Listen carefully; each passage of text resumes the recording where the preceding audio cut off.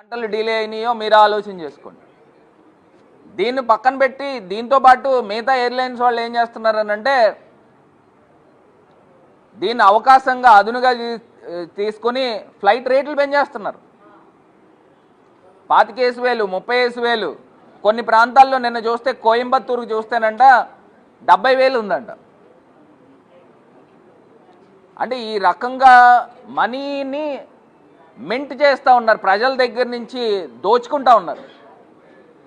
అసలు ఫ్లైట్స్కి రెగ్యులేషన్ ఉండదండి, flight pricing control regulation ఉండదండి. ఇప్పుడు ఇన్ని కిలోమీటర్లకి ఇంత ప్రైస్ పెట్టాలి, దీనికన్నా ఎక్సెస్ పెట్టకూడదు. ప్రధానమంత్రి గారి యొక్క నినాదం ఏంటండి? ఆమ్ ఆద్మీకి వెళ్ళాలి, ఆమ్ ఆద్మీ ఫ్లైట్ హవాయి జహాజ్ ఎక్కాలి, హవాయి చప్పల్ పహన్నే వాలా హవాయి జహాజ్ కే ఊపర్ వెళ్ళాలి అనేది ఆయన యొక్క నినాదం. అంటే